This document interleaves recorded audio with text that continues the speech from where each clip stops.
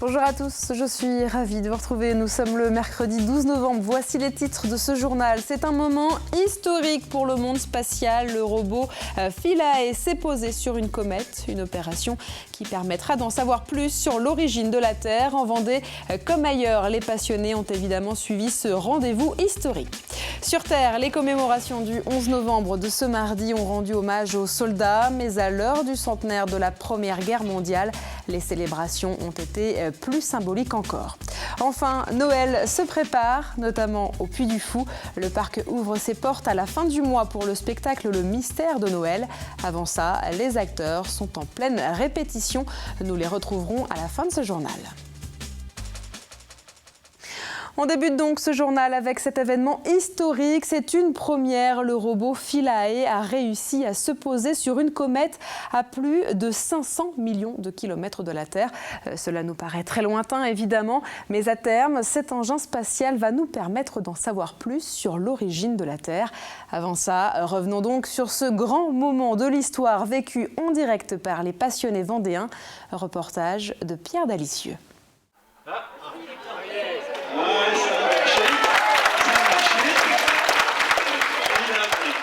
Après plusieurs heures d'attente, ça y est, Philae s'est posé sur la comète Churyumov-Gerasimenko.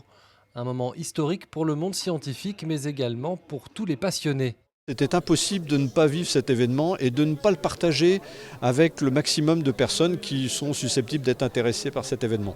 Dans la salle pour assister à cet exploit scientifique, une cinquantaine de personnes, tous passionnés par l'espace et par ces chiffres qui donnent littéralement le vertige.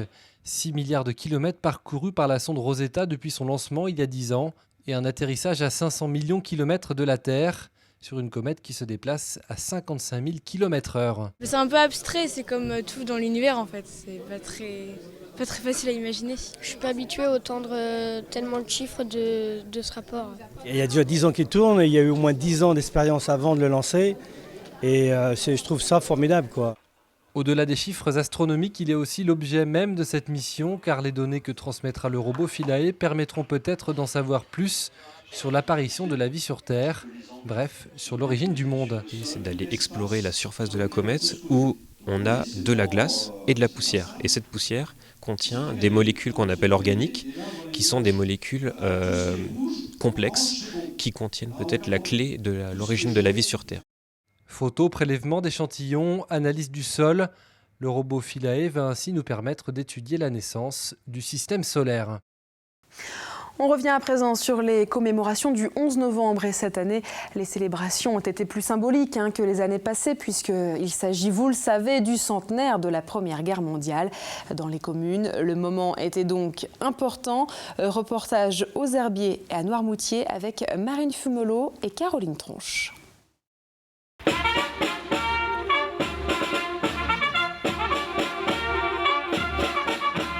Aux Herbiers, c'est parti pour 4 ans de commémoration de la Grande Guerre. Ce 11 novembre qui a attiré du monde, à la fois sur le parvis de la mairie comme au pied du monument du Poilu, est le premier événement d'une longue série du souvenir qui s'achèvera en 2018. Un chapitre important dans l'histoire de la ville, un chapitre auquel le conseil municipal des jeunes a été associé pour transmettre la mémoire. Je n'ai jamais rien vu de si horrible. Je ne te raconte que des choses que je vois. On n'a pas voulu fêter le départ à la guerre, parce qu'on ne fête pas un départ à la guerre. On a voulu commémorer quand même ce centenaire, le début de ce centenaire. Et jusqu'en 2018, on aura toute une série chaque année de manifestations pour se rappeler ce que nous devons à nos aînés, c'est-à-dire ce que nous avons de plus cher, c'est notre liberté tout simplement. Remercier les aînés pour cette liberté chèrement obtenue, c'était aussi le cas à Noirmoutier. Un devoir de citoyen, diront certains, d'envergure nationale, mais aussi parfois beaucoup plus personnelle. On a tous des ancêtres qui ont fait la Grande Guerre, comme on dit, dont mon grand-père personnellement, qui en est ressorti après avoir été prisonnier.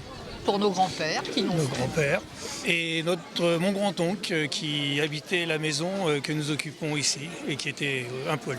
Un patrimoine local que l'île s'attache justement à faire revivre, et ce au travers d'une exposition labellisée par l'État et dont les cérémonies ont marqué hier le lancement. On a la chance d'avoir un témoignage de première main puisque l'un des élus locaux de l'époque a quasiment jour par jour repris les événements, les a couchés sur un journal qui a été publié entre 1923 et 1927. L'idée effectivement c'est de parler de Noirmoutier à travers la guerre, des familles qui ont été touchées et notamment également des fameux indésirables. Donc c'est notamment travailleurs hongrois qui sont venus forcés, qui étaient ici et qui ont été du coup emprisonnés dans le château. Mais aussi faire revivre les métiers du quotidien comme la boulangerie pendant ces 4 années de guerre.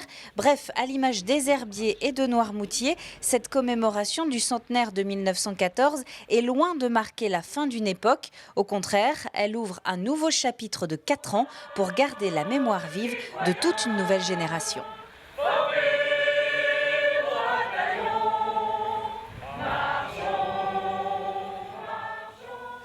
Et puis la commune des Herbiers a également profité du 11 novembre pour rendre hommage à Augustin Fortin. 100 ans plus tard, le nom de ce soldat herbreté vient d'être rajouté sur le monument aux morts dans le cimetière d'Ardelais.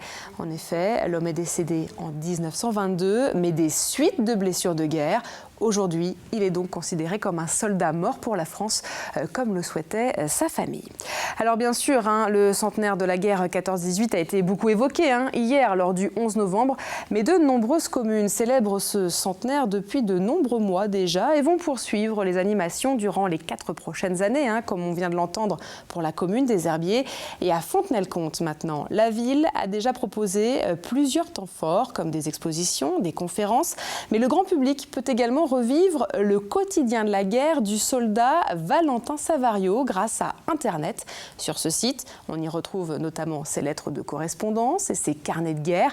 On y découvre également que le soldat se trouvait au 137e régiment d'infanterie basé à Fontenay-le-Comte. La caserne est donc également mise à l'honneur. C'est une ville de garnison, c'est une ville où il y a eu pendant de très nombreuses années, jusqu'à la fin de la conscription, il y a eu toujours des soldats ici. Et donc c'est réellement un patrimoine historique et culturel. Ça fait partie de l'identité fontenaisienne, dans la géographie, dans le paysage. Les casernes sont extrêmement visibles. Et donc pour la commémoration, pour le centenaire de 14-18, la municipalité a jugé nécessaire et intéressant de travailler sur cette notion-là. Et nous reviendrons plus largement sur ce blog, ce site internet consacré au soldat Valentin Savario dans notre édition de demain. Et précisons que la commune poursuit ses commémorations en proposant dimanche à 16h le film Capitaine Conan qui retrace la vie des tranchées dans les Balkans. On revient un instant sur la mort tragique de la jeune Mathilde aux Essarts. Le 5 février dernier, l'adolescente de 16 ans a été percutée par une voiture alors qu'elle traversait sur un passage piéton. 9 mois plus tard, l'audience s'est déroulée ce lundi au tribunal de La Roche-sur-Yon. Le juge a précisé que ni l'alcool, ni la drogue, ni la vitesse n'étaient en cause. Mais la conductrice risque 6 mois de prison avec sursis et 6 mois de retrait de permis. L'avocate de la famille espérait une sanction plus lourde. Il s'agit, comme on peut dire simplement, d'une faute d'inattention qui me semble aggravée au regard de la spécificité des faits et qui malheureusement ne sera pas sanctionnée à hauteur du résultat, c'est-à-dire la mort d'une jeune fille de 16 ans qui n'avait rien demandé, qui n'a commis aucune imprudence et qui a tout simplement traversé sur un passage piéton que l'on dit protégé. Et le délibéré est attendu le 24 novembre prochain. Le bateau ambassadeur de Sea Shepherd restera finalement bien à Saint-Gilles-Croix-de-Vie pour l'hiver. Souvenez-vous, nous vous en avons parlé dans notre édition de lundi. Sea Shepherd, c'est cette ONG qui milite pour la protection des animaux marins. Eh bien, son bateau ambassadeur, le Columbus, est accosté à Saint-Gilles-Croix-de-Vie. Mais à son arrivée, les pêcheurs de l'île-Dieu l'ont accueilli avec des œufs et de la farine pour contester notamment l'interdiction de pêcher le requin-taupe. Depuis, des réunions ont eu lieu entre les deux parties et la mairie. Le bateau restera donc bien à Saint-Gilles-Croix-de-Vie. Durant 6 mois, il va poursuivre sa mission de sensibilisation en accueillant le grand public et les écoles. Et dans le même temps, les pêcheurs seront donc présents pour expliquer leur travail au quotidien. On le sait, la Vendée est une terre de bénévolat. Aujourd'hui, le département compte 12 000 associations et près de 125 000 bénévoles. C'est plus de 20% des Vendéens. Des Vendéens notamment engagés dans le monde du sport. On l'a vu la semaine dernière avec les internationaux de tennis. Mais les nouvelles générations sont de moins en moins nombreuses à s'investir dans le monde associatif. Le Conseil général lance donc son plan Vendée double cœur. L'objectif de cette opération est de développer la culture du bénévolat. L'opération a été présentée il y a quelques jours au Conseil général. Alors concrètement, plusieurs actions ont été mises en place en direction des familles et des jeunes.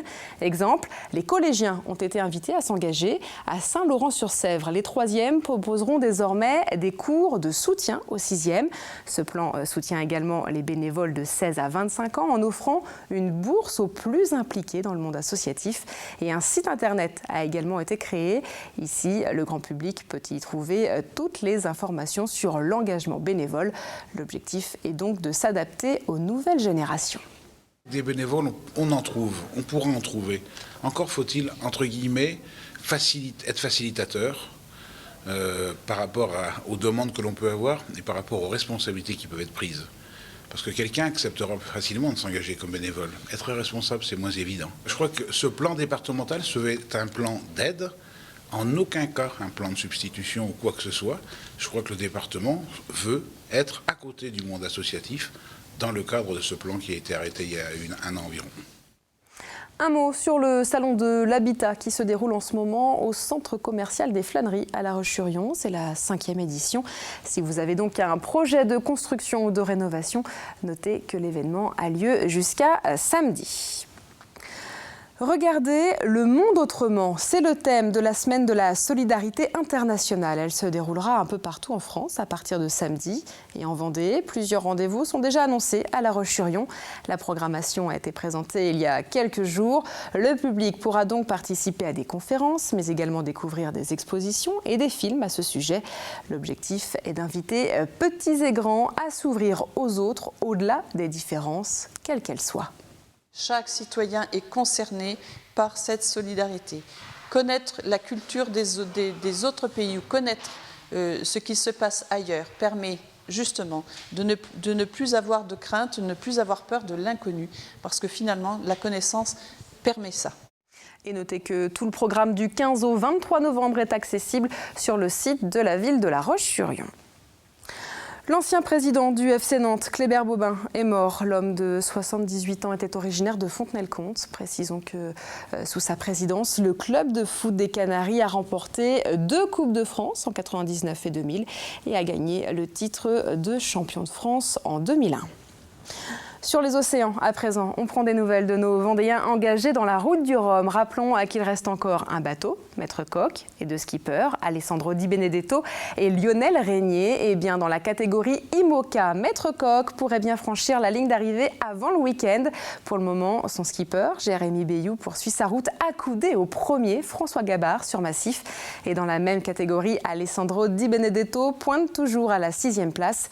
Et en classe 40, Lionel Régnier est toujours en course, mais le Vendéen a reculé de quelques places ces dernières 24 heures et se retrouve 20e en pleine course. Nous l'avons joint par téléphone, écoutez. On est attrapé par une bulle anticyclonique et donc depuis hier soir, on est quasiment arrêté. Sur les prévisions, ça passait limite, mais ça passait. Et comme les prévisions sont des prévisions, ça n'a pas passé. Les premiers de chez nous ont malheureusement pris un peu d'avance puisque eux, ils n'ont pas eu cet anticyclone-là. Mais ce qui est perdu, malheureusement, ça perdu. On arrivera peut-être à en grignoter quelques-uns, mais ça va être très difficile de revenir à la 10e place. Bon courage donc à Lionel Régnier ainsi qu'aux autres concurrents vendéens. Et pour terminer ce journal, la rédaction de TV Vendée vous invite à vous plonger déjà dans l'univers de Noël, ou du moins dans l'univers du Puy du Fou, puisque le parc propose à nouveau son spectacle Le Mystère de Noël. À quelques jours de l'ouverture, Karl Laboureux a retrouvé toutes les équipes en pleine répétition. Et nous, le caméra, l'ouverture, la régie, Pierre.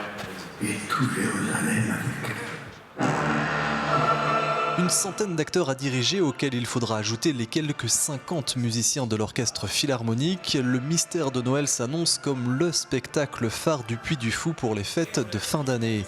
Un spectacle d'1h20 remanié.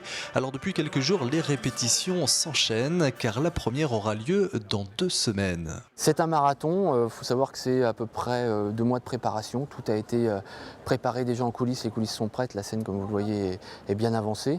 Il faut qu'on soit le plus opérationnel possible lorsque nous allons lancer les répétitions pour justement ne pas perdre de temps sur des détails de costumes, des détails d'accessoires, des détails de lumière. Voilà, donc là on est à 15 jours de la première, il y a encore beaucoup de travail, mais on est prêt. 1, 2, 3... Spectacle remanié donc avec de nouvelles scènes, de nouvelles chorégraphies, mais aussi de nouveaux costumes.